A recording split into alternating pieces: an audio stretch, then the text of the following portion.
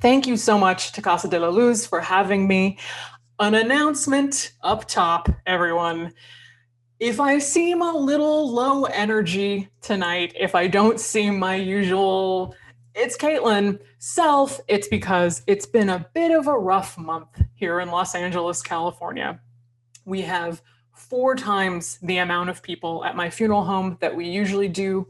It's been all hands on deck, all COVID funeral directing all the time. And this is what I love to do. I mean, I love funeral directing, but I really love public education and opportunities like this to speak to people all around the world, as our hosts were saying. And so I'm very grateful to be back here, but it is sort of an interesting paradigm shift to be back in education mode all of a sudden when I've been in nonstop funeral director mode for a month. So if I have any blips or any issues, I know that this group, the type of group that would come to a webinar like this, is going to give me that grace and is going to give me that kindness and give me that space. I already know that. So the talk that I want to give you tonight is just an introduction to my work, and not only my work, but the work of all of the people working towards death positivity. And I really hope that it will be more of a conversation. So get those Q&A fingers ready and start typing in those questions, because honestly, most of the second half of this talk is going to be all Q&A and all dialogue with you directly. So when we talk about me and my journey in the funeral industry, it starts when I was a beautiful young woman, when I didn't have all of these pandemic funeral director lines in my face that I have now. I have not aged 40 years. This is when I was young, danger, hot. That's me working at a crematory. I started working at a crematory when I was 23 years old, I believe. So in reality, most of my adult life has been spent in the funeral industry and working in the funeral industry. When I began working at a crematory, it was incredibly exciting for me because all of a sudden, death became real to me. And it's not that death wasn't real to me before. Everybody knows hypothetically that you're going to die, but being in the crematory and seeing those different bodies of all shapes, of all sizes, of all races, ethnicities, creeds, seeing them all together in one place really brought home the universality and lessons and truth of death. And that's all well and good, but something also was happening at the same time, which was I was in there in the American funeral industry wondering, why is it like this? Why is the American funeral industry built like this? Where did this industry come from? When did it become an industry? And I was wondering, why is it usually me, this 23-year-old chucklehead in a red dress, that's the only one there when someone's about to be cremated? This almost sacred act of putting someone into a cremation machine to burn and to have their soul, if you believe that, go into the heavens, or just their body be cremated. Why is it just me shoving them in there? No family, no friends.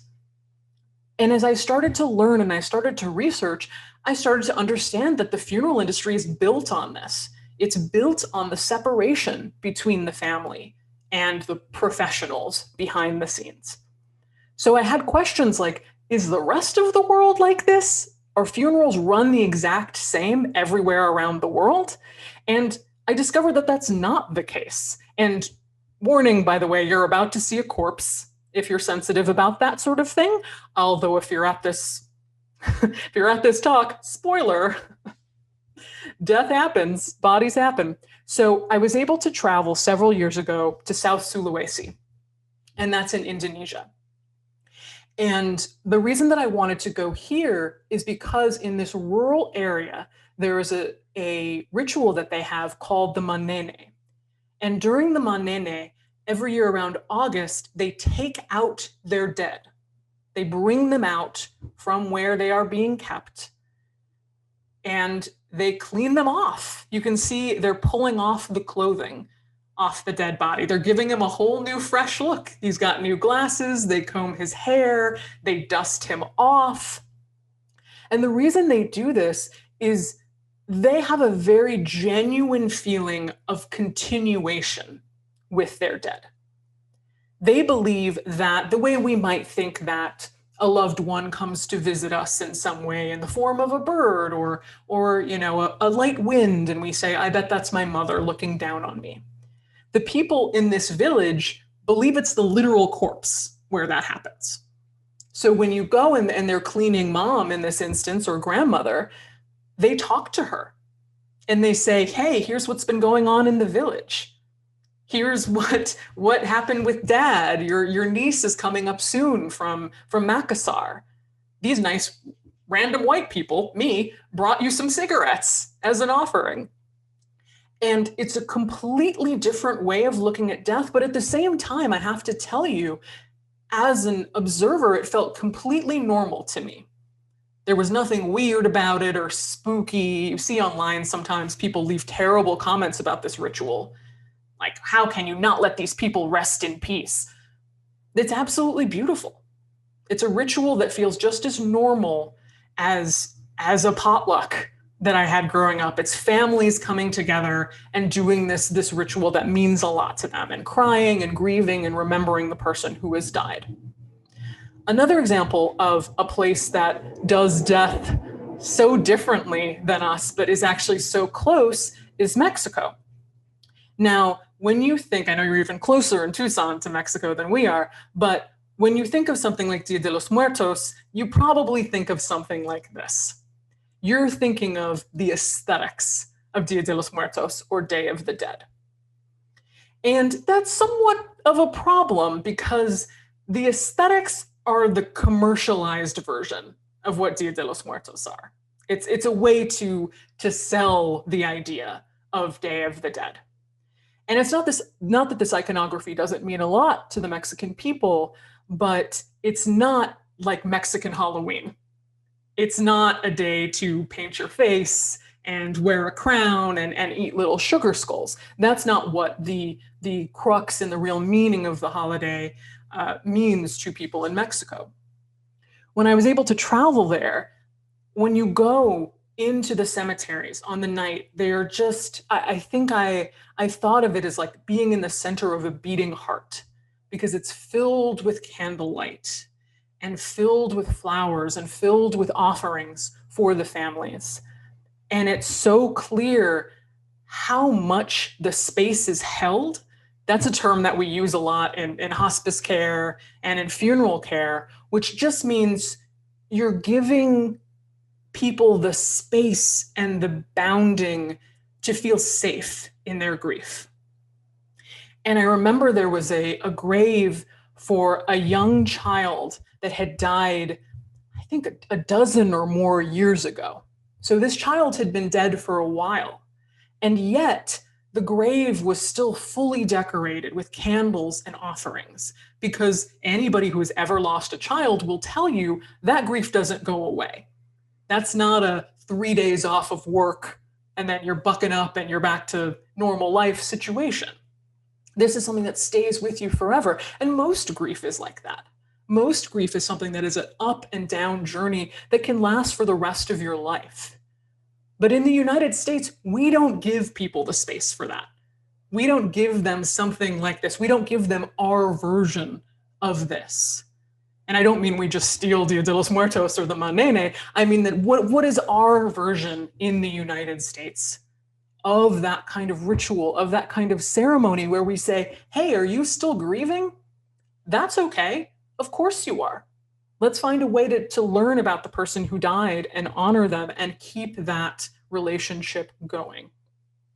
So my question as a practitioner really is, what does that look like in the United States and other westernized countries? What does that look like? And what can we offer people that's something a little better?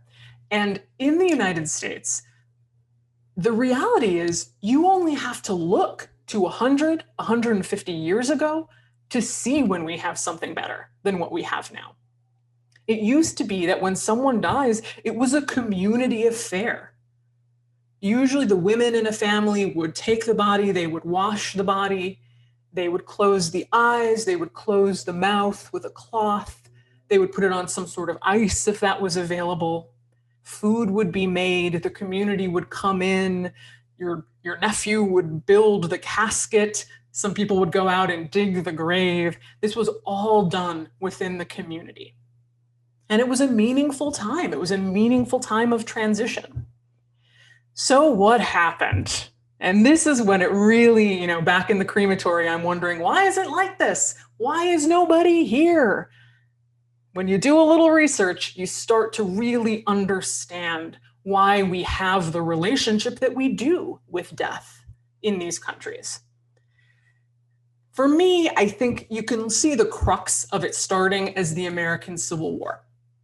So during the Civil War, you had all of these soldiers going down to fight in the South and in the North at the time. As I said, death was a communal thing. The dead body was so important to the family. They wanted to see that dead body before it was buried. But you can't do that. When they die hundreds of miles away, you can't get them back up without them decomposing. Thus, the rise of the embalmer.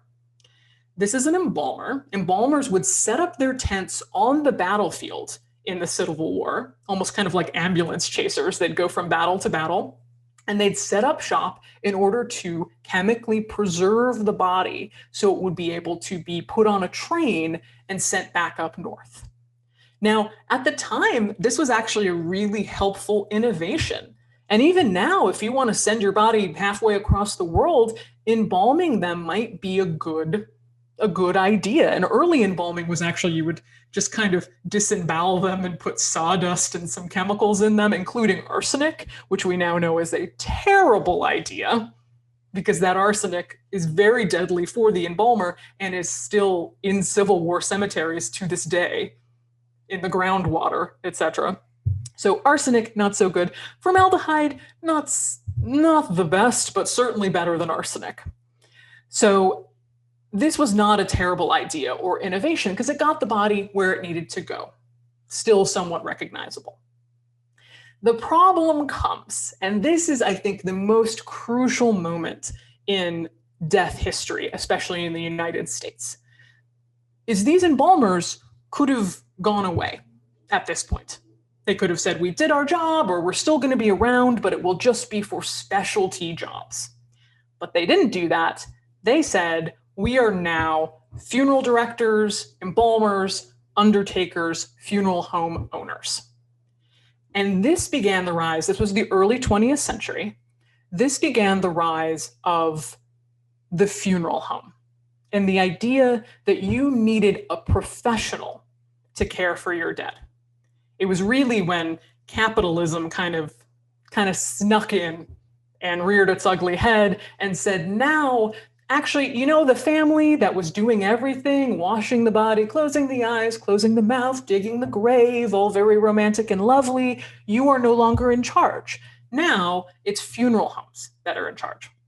And it actually took it away from women and put it more in the hands of men, who were the ones who were able, under early capitalism in America, to be professionalized in that way. And because of that, it has directly led over the 20th century and now into the 21st century into what we know as our funerals. A lot of you have probably been to a funeral that looks a little something like this. You have the casket, you have the embalmed body in the casket. Grandpa's wearing makeup. That looks a little strange, but other than that, you've never really known anything else. Perhaps you sing some hymns. If you're a Christian family, you sit down. You're not really interacting with the dead body that much because you're not sure if you're allowed to touch it.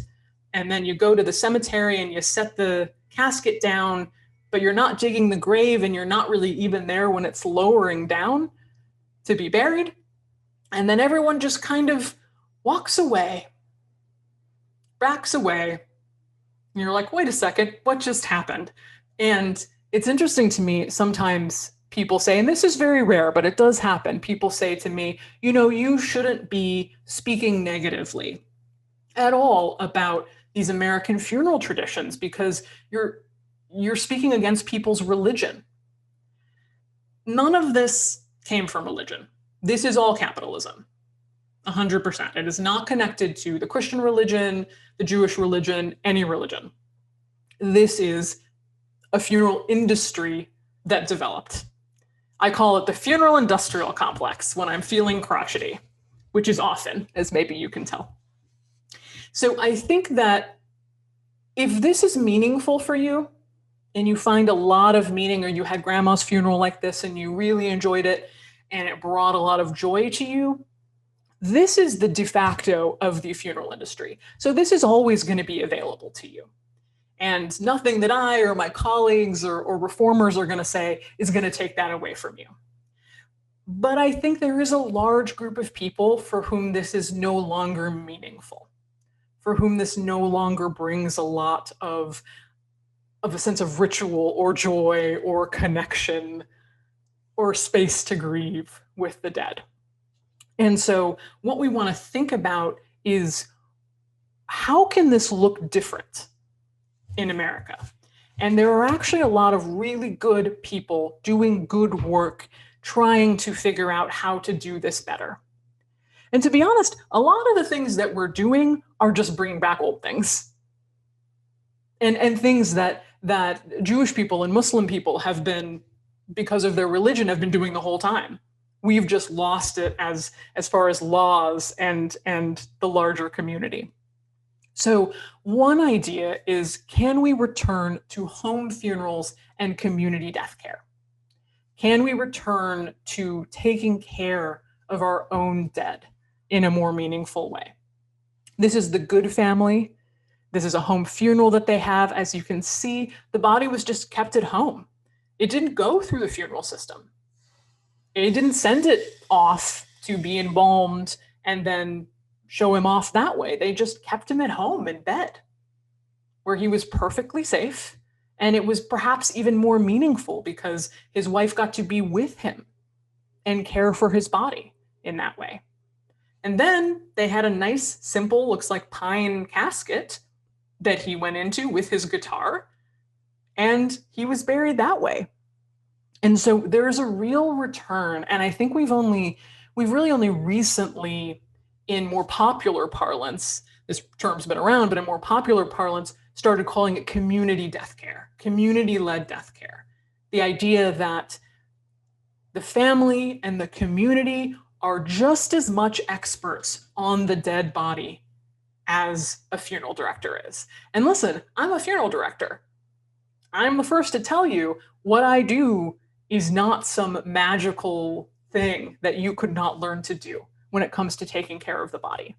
Now, do you want to file death certificates yourself in the state of California? Probably not. You should maybe hire me to do the bureaucracy. But all of the body care, you don't need someone else to do that. That is almost like riding a bike in your deep muscle memory. It's part of you. You are able to do it. Another thing that people are really turning to are the idea of natural burials. And that is just, I call it, the old way I used to call it was corpse, ground, hole, dump. Just put me in the ground. I want to be wrapped in a shroud or one of these nice wicker caskets and put directly into the ground. Because I don't really like the idea of being preserved after I die. I actually find that a little scary. I find the modern version of burial, where they put chemicals into me and then they put me in one of those big heavy caskets you saw earlier that's all sealed up, and then they put me in a concrete vault underground. I'm nowhere near the dirt that surrounds me. I'm nowhere near becoming food for worms, which is actually the idea I have personally of what a good death is. Because I want my atoms to go out and be useful in some way. If that can grow trees or grass or even a sad little shrub, that's good for me. That's me, because I'm a more secular person, and that's my belief. That's my version of immortality. my immortality is living on through nature. And so natural burials is something that brings me a lot of comfort. And then finally, I want to talk about recompose.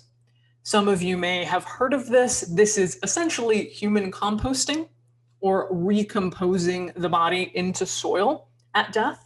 And after much advocacy and much work, it was finally legalized in Washington state. And they are now open. They are open in Washington state providing this service. And I was so fortunate to be there from pretty much the beginning and get to go to the body farm in North Carolina as they were testing out the composting, and to get to travel with Katrina Spade, who founded this, all over the world, to Brazil and to the National Funeral Directors Association conference, which I was actually more controversial at than she was, surprisingly. I was like, you're literally talking about composting bodies and I have to be the controversial one? Darn it, Katrina. But the idea is, by using wood chips and a certain amount of air, you can take a dead human body and not just have it decompose into soil, like with a burial, but it happens so quickly that the body really transforms into soil. There's no human left at all, even the bones. It's all gone, and you just have nutrient-rich soil at the end of the process. And again, for a lot of people, they want to be recycled. They want to see themselves as part of a natural organic cycle. And this is something that really, really offers that.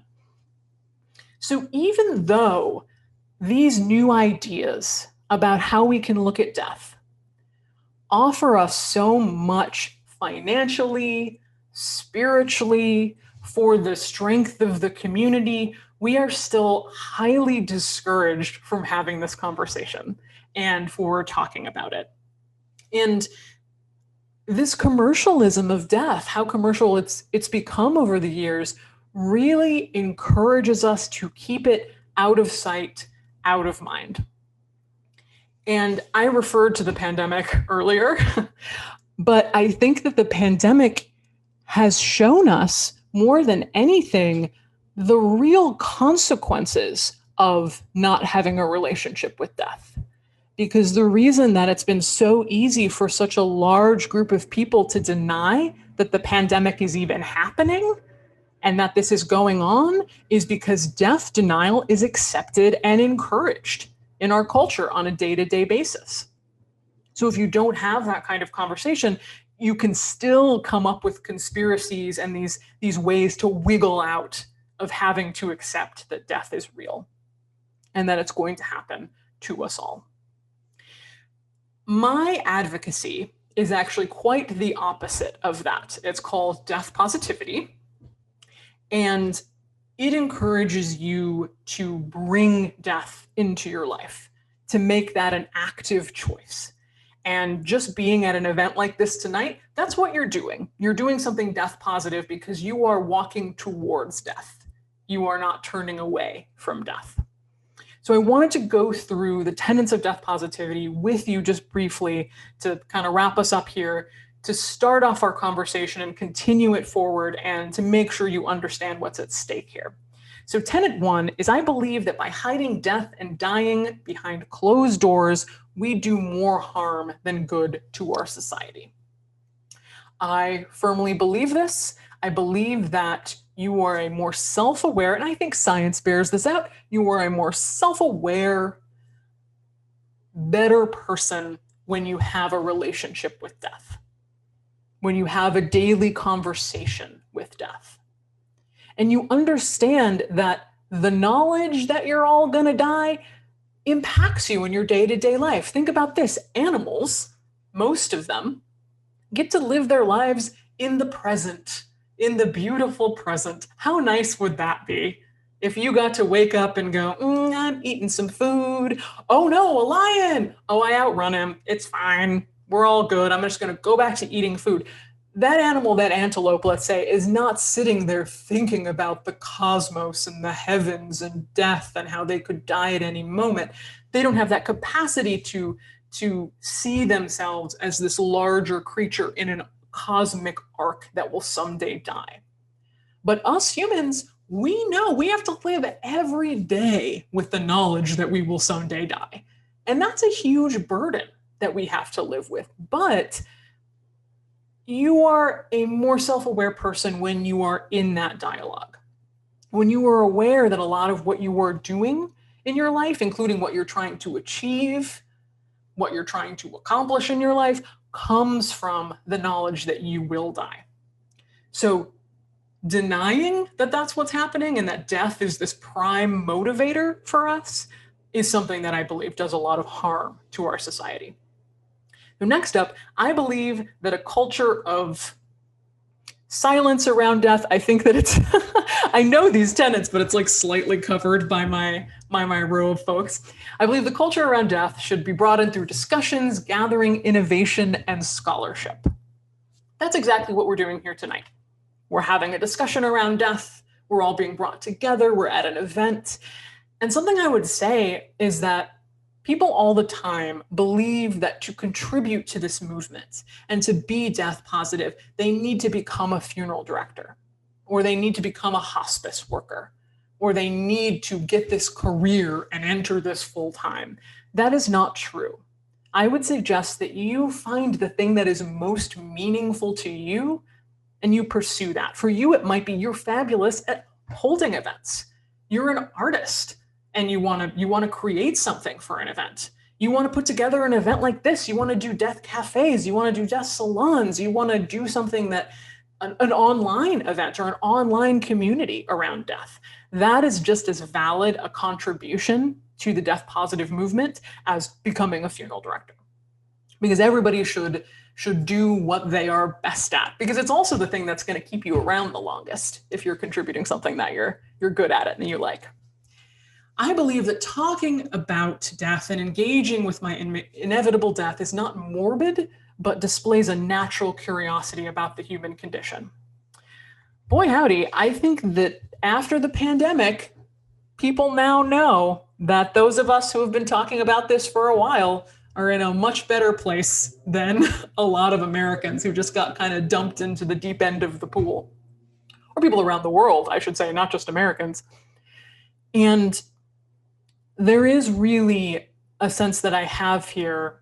I know that there was a study, a really interesting study out of the University of Chicago that said that people who watch horror movies have been more psychologically resilient during the pandemic. And they didn't study death positive people, but I'd like to think that the same would apply, because it's not that death positive people, and this, I should have said this up top, to be clear, when we're talking about death positivity, we're not saying we're really positive. Oh my gosh, the pandemic, gee, that's harsh, but sometimes people die. No, that's not what we mean. We just mean that we were somewhat more prepared because having hard conversations about death is something that we have practice at, and something that we take very seriously, and something that we are used to doing. It's a muscle that has been worked.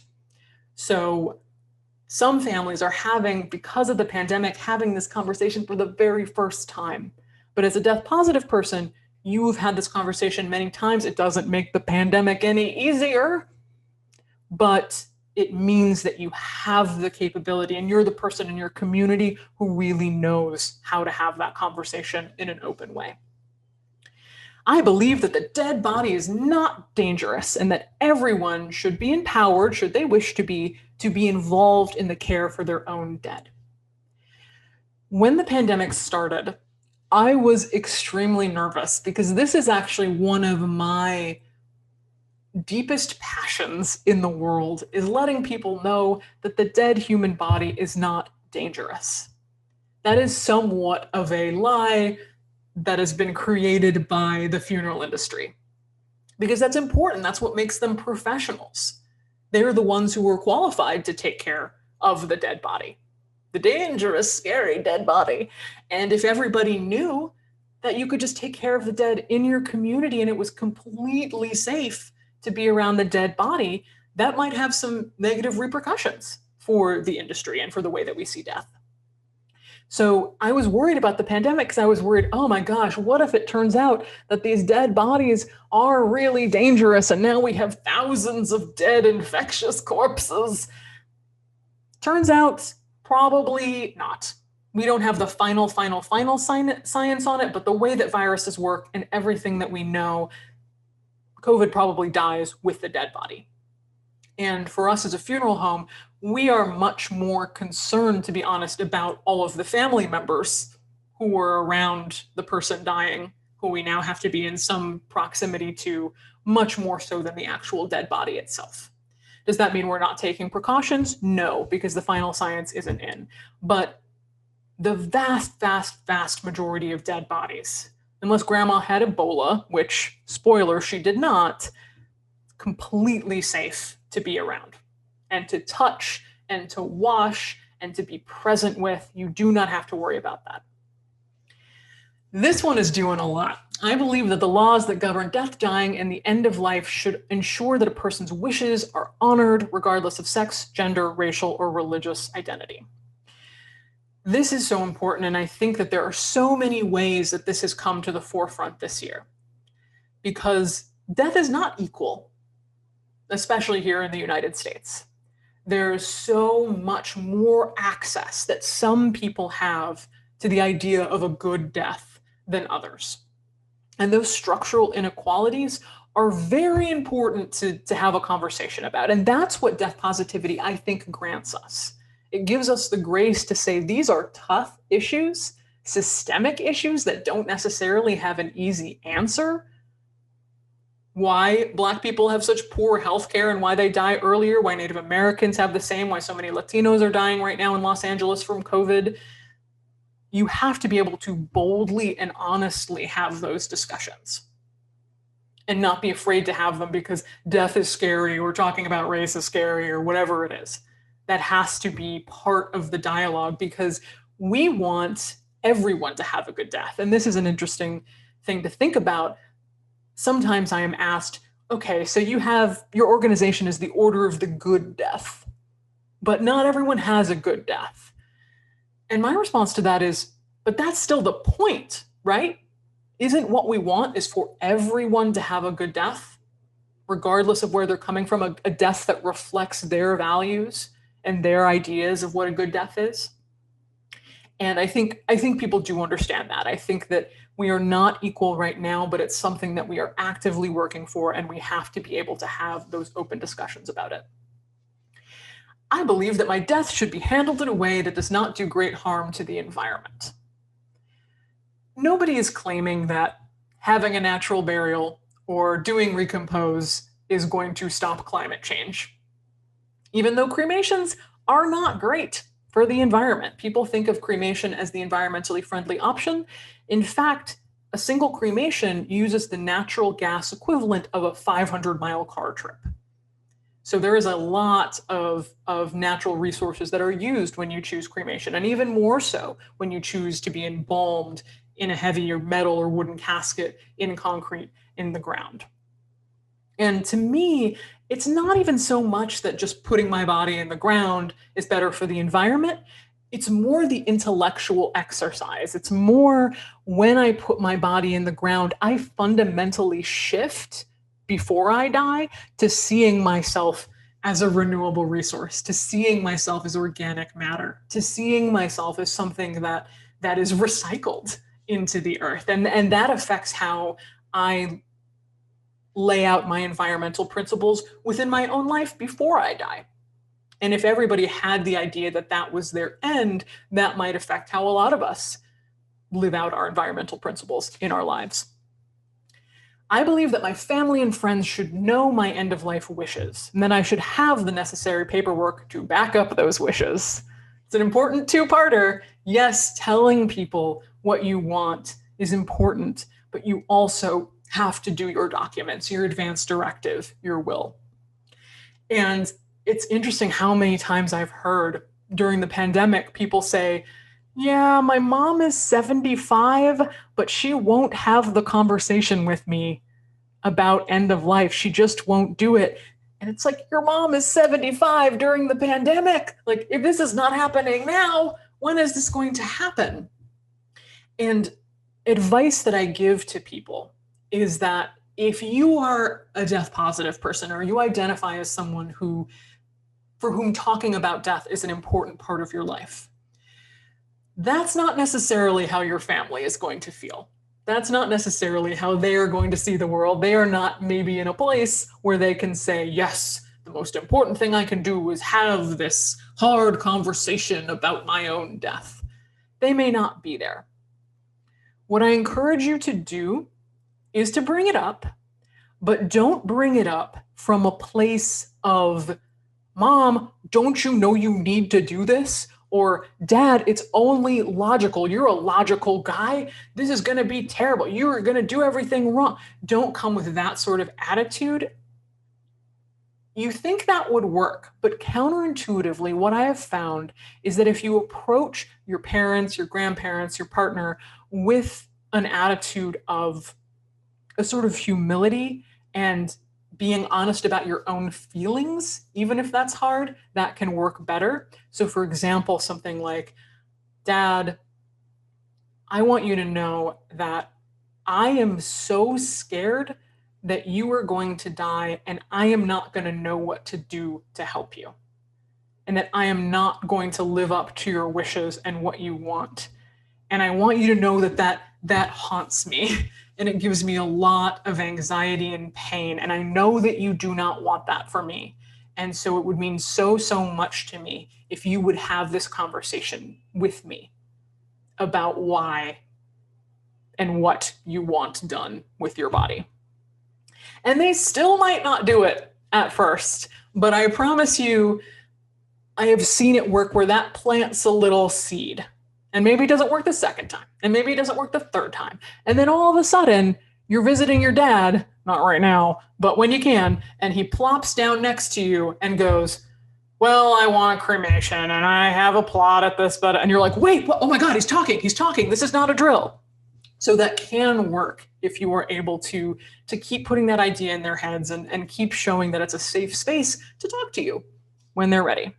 And finally, I believe that my open, honest advocacy around death can make a difference and can change culture.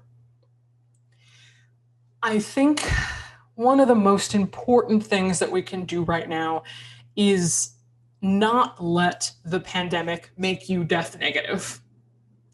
Not make you a person who believes that talking about death is not one of the most important conversations we can have, both amongst ourselves and our friend groups and our family groups and in our culture, our broader culture.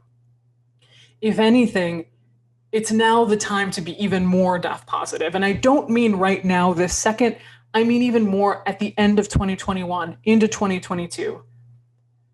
I have never seen, as an advocate, this being my moment. You know, I'm not trying to be on CNN. I'm not trying to be like, this is the issue with death right now, because where I want to be a resource is when this pandemic is over, and hopefully it is over by the end of this year. Let's just prayer hands emoji for that. But I hope to be a resource at the end of everything happening here, because I think that the pandemic has exposed so many ways that we are not supporting people as our culture, whether it's healthcare, whether it's care for the unemployed, whether it's feeding people, whether it's the broader structures of government. It's exposed all of these real problems. And I think deathcare is one of the places that has been exposed. And I hope that there are enough of our voices and we are loud enough that we can show people there is a different way forward with death, both the conversation about death and what happens with the literal corpses. And I truly believe that death positivity is going to be incredibly important starting at the end of this year and going into 2022. We'll see if that prediction is correct or not, but don't let this make you death negative. Let it show you how important this conversation is. That's my talk. Let's pop on in, David, and let's start doing some questions. Thanks so much. Yeah, people are really engaged with you and been asking a lot of questions as you've been going along. And I just have to say, if this is your tired self, I would love to see your energetic, rested self at some point. It's a lot more yucky. It's a lot Well, more like da da da da da sort of situation. it's interesting. Several of the folks wanted to, begin with just checking in with you to see how you're holding up and how your crew is holding up during the pandemic. That is so kind. Thank you. Um, whew, that's actually a hard one. I mean, the people. So we've hired a new person, and we have 4 full-time people, one of whom is me, at the funeral home right now, and we are working all the time, and we have had to set up a lot of boundaries for ourselves in our lives. I I sort of can't remember what my life was like a month ago, because I used to have a life where I was doing a lot of different things. I had a lot of irons in the fire. I would do talks like this. I was making videos. I was supposed to be writing a new book. I was owner of this funeral home, and I wasn't in the trenches every day at the funeral home, but I was guiding it to a larger path. And we were actually, interestingly, felt like we were finally in a place to get more business, which woo, that didn't work out well. Careful what you wish for, I guess, is the lesson on that one. But I was doing all of these different things, and because we had a solid team at the funeral home, and then all of a sudden, the team we had wasn't enough by a mile, by a quarter. And the way that everyone has stepped up, and it is really inspiring, but it's not enough, and it's disappointing that the government is not doing more to help these people, because our small private funeral home, we are doing everything we can and taking as many people on as we can, but it's nowhere even close to enough. And some days it feels just like a drop in the bucket. But I will say that I live a very simple life now. I eat, and I do a little yoga, and I keep it very simple. And the fact that my broader team around me has been so understanding, like my book editor, and the people that I work on the videos with, and the people who have the nonprofit, everybody has been completely 100% understanding why my full focus needs to be on the funeral home. And yeah, we are getting through. And I think one of the, and I'll stop. I feel like I'm rambling now because it's therapy now. You've asked the question that's triggered this answer. I blame you, folks. I think that the one thing that's been hard for me is that it's strange to be in a place where I do feel like a big part of my job is things like this, being able to talk publicly about this, and even talk publicly about what I'm seeing and what's going on in Los Angeles. But it's almost impossible to be deep in the trenches right now and a public figure coming out and being like, hey, all, here's what's happening in Los Angeles. So that's been a weird, it's always a feeling of not quite doing enough and not being able to do enough. But I have to come back to the idea that I promise you're doing enough. Like you're doing good. You're fine. You're doing enough. Everyone is doing absolutely the best they can. Everyone at my funeral home is doing the best that they can. And yeah, we're getting through. But that's very sweet and very kind. Thank you so much.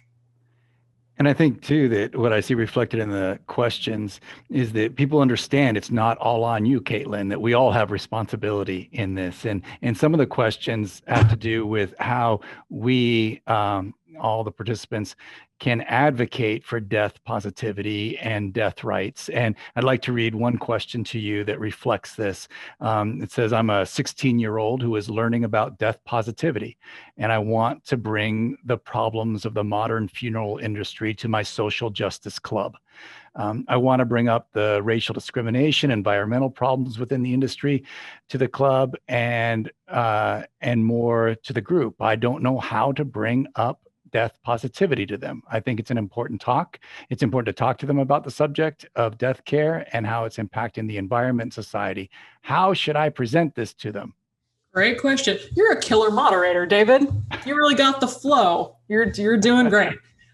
He's done this before, I sense. That's a great question. And thank you so much for wanting to do that. That's wonderful. You got to get started young and convert them early and revolution.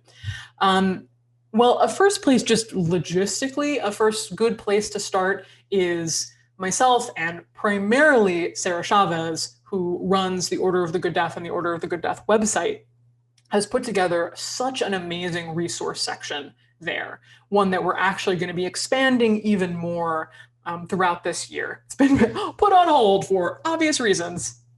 See, last question. But we want to expand it. We want to make it so, eventually we're even thinking about having our death salons be a program that you could present in that way. So we would give you all of the materials and you could have a gathering in that way. And social justice related things would definitely be a topic that would be like a packet that you could get and take out. But you don't need us to do that.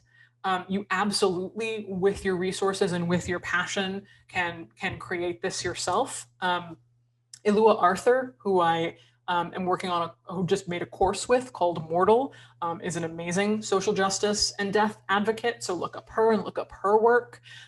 Sarah Chavez, as I mentioned, is doing any article that she's ever been a part of. She brings that up and she lays it out there in a blunt way and in a perfect way that people need to hear. I'm trying to think of who else is really fantastic with that work. I think the Order website. I think if you just look through our blogs for the last, Radical Death Studies would be a fantastic resource.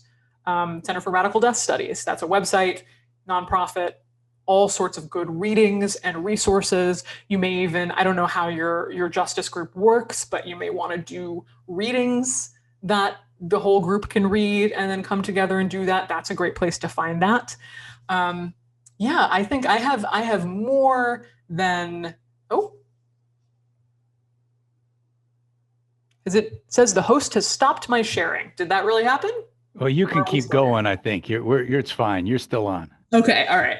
I wonder if people thought I froze because I think my face just went, oh, and I just stayed like that. That's how I react to tech issues, just like a cornered mouse. Yeah. So anyway, you are more than capable, I think, of curating and creating that event. And honestly, I think if something like Death Cafe has taught us anything, it's that just people sharing their own experience with death can be a really powerful way to start that conversation. So even if you don't necessarily want to bring a whole song and dance presentation to your group, just asking them to talk around that topic and share their own experience, their own sense of inequality and access to death, all of those things could be a really powerful way to have that conversation. So good luck. Let me know if it happens. I'm excited for you. Can you talk a little bit about your reflections on how you can make cremation a little more personal in terms of helping with grief and mourning? Whew, yeah, this has been big time on our mind because in Los Angeles, you can't have viewings anymore. You can have a viewing, but anywhere you go, you will have to wait a month to do it because everybody is so overwhelmed and backed up. So mostly what we are offering right now is just simple cremations. And during normal times, we of course offer simple cremations all the time, but we enjoy all the additional things. We enjoy being able to have viewings and witness cremations and shrouding the body and all these things that are really important to us as a funeral home. But we've had to think of ways to make just cremation, good old cremation, still feel meaningful for these people who have lost people in this horrible time. One thing that we have been doing is taking handprints of people before they die, because it's incredibly hard for people to come in and see them because of this issue. So you can still see like a physical something of them, even if you can't be with them. If in non-pandemic times, witness cremations, I think, are absolutely beautiful and essential. and still in pandemic times if it's available where you are, but being able to be there and see it almost as a, there's so, it's reflected in so many religions or countries, like the Viking sense of putting someone into a flame, or the what happens in India with the open air pyres, or Native Americans who cremated their dead. Just all cross culturally, it's such a meaningful thing to put the body into the flames, to consign the body to the flames, and what happens from there. And so I think offering and having that sense of it, not just, oh, they're going to a warehouse to be burned, but a more interactive, meaningful sense of cremation would be really helpful for society, because we just went over 50%. I think we're at 55 after the pandemic. It's probably, that's going to spike the rate in the United States much higher of people who choose cremation. So we have to, if we believe as death positive advocates that death should be interactive and should be meaningful and should have a ritual, we have to do that to cremation. We have to be able to do that. And the final thing, it's interesting, I've really changed my thoughts on urns. For a while, I was like, I don't even know if we need to sell urns. Like, it's just something else to buy. I don't believe in that. But people want to buy urns, and me as a curmudgeon has had to accept that people like, especially right now, we've been selling a lot of urns because people just want to honor their dead person, and they want a nice vessel that means a lot to them. And you don't have to buy it from a funeral home, but consider what that vessel is for you that represents the person who has died. That's great. And we have some aspiring morticians and funeral directors in our audience and the participants. But then also, I think you can speak to it from for anyone's perspective, and how can a traditional mortuary program work with the green funeral movement? Is that possible? I think it's possible. Whether or not they think it's possible is a whole other question. It's definitely possible. And, to be fair, it is happening. It's definitely, there's so much more. When I went to mortuary school, nigh on 10 years ago, they didn't even have instruction on cremation in mortuary school. And now you get a lot more on cremation. I think they're starting to get more on natural burial, just because it's what families are interested in. And even if families talk about aquamation, which is water cremation, it's available, I think, in 14 states, more now, 20 states probably. If you want that as a family, even if your funeral home doesn't offer it, or if it's not legal in your state or country yet, people still want to talk about it. As a professional, you have to be able to talk about all of the things happening in your industry. People want to talk to you about these things. They're public talking points. So I think it's important to learn all of those, even if all you're offering is embalming and casket and burial. So also, if you are interested in going to mortuary school, know that the industry you enter is not going to be like, welcome. I would love to have you be our green burial, magic home funeral, family shroud, correspondent from the other side. They're probably going to have you do the work that their funeral home works and does. And you can try and sneak in all of the little revolutionary stuff that you want to, but it's still going to be owned by the type of probably man who wants to do it the way that he's done it. That's not a bad thing. Don't feel bad about doing that. You are learning the trade. You are learning what happens behind the scenes at a funeral home. You are learning to deal with families. You are learning to do with grief. And hopefully sometime in the future, you will be able to have your own funeral home that you can build in your image. And, it's not a bad thing to start there and then hopefully work in more of these ideas. So you're doing great. That's what I'm saying. Thanks so much. We have so many more questions, and we really wish we could get to many more of them, but unfortunately the hour is at hand. Caitlin, thank you so much for your presentation. Yeah. I can do one more. I'll do one more question. One more question? Absolutely. I feel like I gabbed on too long for the other ones. So some of it's on me. We love your gabbing. So I that's great. blame If you want to just gab for another hour, we'll sit here with you. It's good. it'll just turn into me like drinking wine and being like, "There's the pandemic." So one of the questions had to do with your knowledge of the funeral industry in Europe, and did it develop the same way as it did here? Ooh, that's a great question. It didn't develop in quite the same way because of the lack of embalming. That's a major, major thing. And so I tried to reflect that in the talk for an American audience, but we should know I'm not actually in Tucson. There's people here from all over the world, which is, as you said, something that's actually really exciting about talks like this now.